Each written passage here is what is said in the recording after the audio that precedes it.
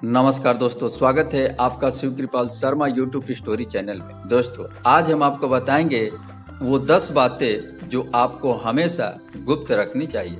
आचार्य चाणक्य ने कहा है कि जीवन में किसी भी बड़ी मुसीबत से बचने के लिए किसी भी व्यक्ति को जीवन भर कुछ बातों को गुप्त ही रखना चाहिए। ऐसा नहीं करने पर आपके घर परिवार में कभी भी बड़ी मुसीबत आ सकती है तथा आपके जीवन से दरिद्रता कभी नहीं जाएगी। तो आइए जानते हैं आचार्य चाणक्य के वो 10 बातें जो हमेशा गुप्त रखना चाहिए। नंबर 1, मन की बात। आचार्य चाणक्य कहते हैं कि मन में सोचे हुए कार्य को मुंह से बाहर नहीं निकालना चाहिए। इसे हमेशा मंत्र के समान गुप्त रखना चाहिए। साथ ही आप जो कार्य करना चाहते हैं, जो आपने अपने मन में सोच रखा है, उसे किसी को भी भूलकर नहीं बतानी चाहिए। ऐसा करने से आपके कार्य सफलता नहीं मिलती है। नंबर 2, अपनी उम्र। दोस्तों, आचार्य चाणक्य कहते हैं व्यक्ति बेवजह अपनी उम्र कभी भी किसी के सामने नहीं बतानी चाहिए। बहुत से लोगों की आदत होती है कि अपनी आयु का प्रदर्शन करते हैं कि मैं तो 12 वर्ष का हो गया, मैं तो 50 वर्ष का हो गया। ऐसा करने से आपके शरीर पर निगेटिव प्रभाव पड़ता है। आचार्य चाणक्य का कहने का मतलब है कि जहां जरूरत हो वहीं बतानी चाहिए। नंबर 3, मान सम्मान। कई लोगों के आपने मान सम्मान का दिखावा करते हुए देखा होगा।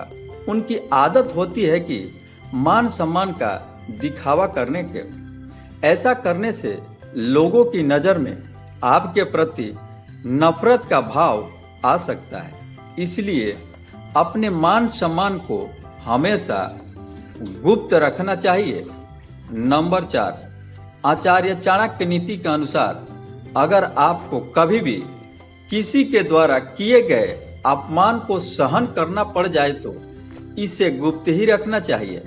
औरों को पता चलने पर वो भी आपका मजाक उड़ाएंगे, इसलिए यह बातें हमेशा गुप्त रखनी चाहिए। नंबर 5, मंत्र।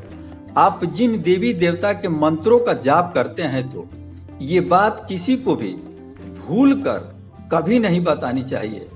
ऐसा करने से मंत्रों का प्रभाव नष्ट हो जाता है और आपके घर में दरिद्रता का वास हो जाता है। इसलिए आप सावधान रहें। नंबर 6, अपने धन के बारे में किसी को नहीं बतानी चाहिए। पता नहीं कब किसका ईमान डिग जाए, आप कह नहीं सकते। इसलिए अपने धन गुप्त ही रखना चाहिए। नंबर 7, अपने घर की दोष किसी को नहीं बतानी चाहिए। पता नहीं आपके दुश्मन कब इसका फायदा उठा लेंगे, आपको पता ही नहीं चलेगा। इसलिए इसे गुप्त ही रखना चाहिए। नंबर 8, औषध।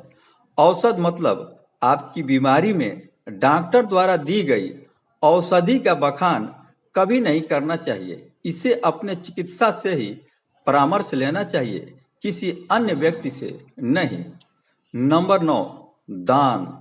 आचार्य चाणक्य के अनुसार दान का एक ऐसा पुण्य कर्म है जिसे गुप्त ही रखना चाहिए, नहीं तो इसका फल निष्फल हो जाता है। बहुत से लोगों की आदत होती है दान करने पर बखान करते हैं, मैथुन क्रिया।